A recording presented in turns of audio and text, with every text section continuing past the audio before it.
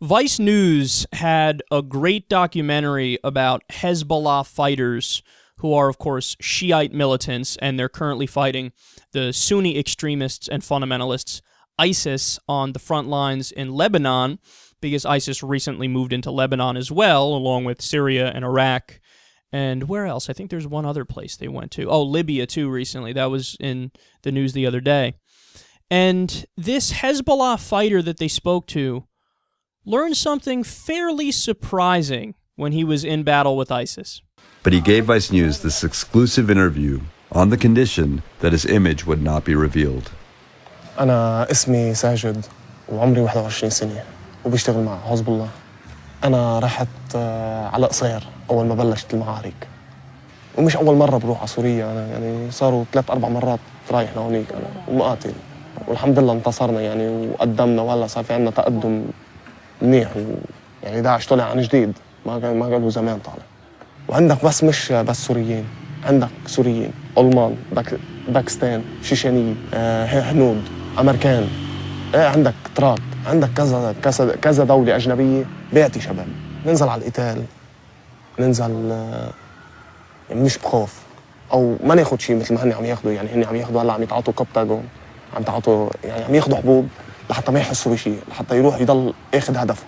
دي نحن الحمد لله يعني فتنا لمجموعة وكمشناها، كانوا شيء 14-15 واحد معهم حبوب يعني بعدد هائل، مش عدد صغير، يعني شيء 13-14 ألف عسكري بياخذهم. بس نحن كنا يعني ينزلوا 50-60 واحد ما عندهم قدرات عسكرية يعني لحتى يقاتلوا فيها، عندهم انه خلص يلا مشي روح طول.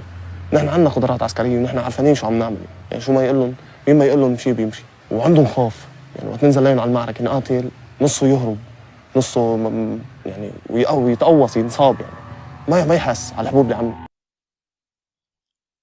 ISIS is getting fucked up on amphetamine pills.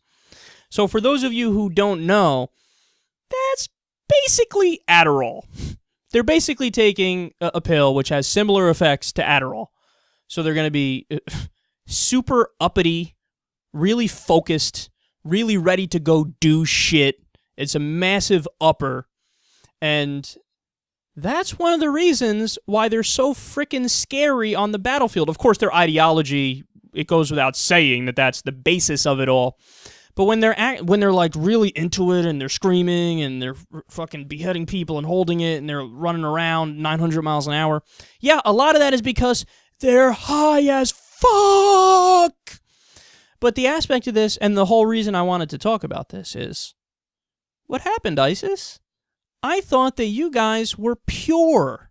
I thought you guys were good Muslims. In fact, there's a different documentary that was released recently. I don't know whether it was Vice or Vice News, but I think it's just called The Islamic State, and they go into areas that are controlled. I believe it's Raqqa in Syria, is it? Now the supposed capital of the Islamic State. And they follow around the religious police who are enforcing ISIS law, which is just Sharia law. And one of the things, they don't allow anybody to drink. They don't allow anybody to do drugs. And they even say at one point in the documentary, yeah, they're putting people to death for doing drugs. Okay, wait. At the same time that's happening, the fighters are taking massive amounts of amphetamine pills. The guy said, what was it, 13,000, 14,000 pill stash? No, I love this. I love this because it exposes what ISIS really is. It's not like a principled, Islamic movement trying to establish a pure caliphate because they know it's right. No, these are men and boys who are fucking losers, who had no purpose in their life, had no cause, they're rambunctious, they're rowdy, they have too much fucking time on their hands, so they're a bunch of thugs. They're a bunch of thugs that got together and they're trying to conquer shit. They're trying to conquer shit and take over land like has happened throughout history with all different ideologies, but they're massive fucking hypocrites.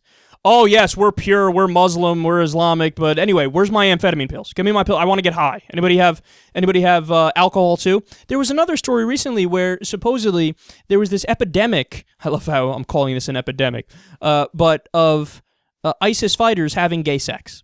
And what did they refer to it as? Sexual jihad or something? I forget the exact term they used. That might have been something else.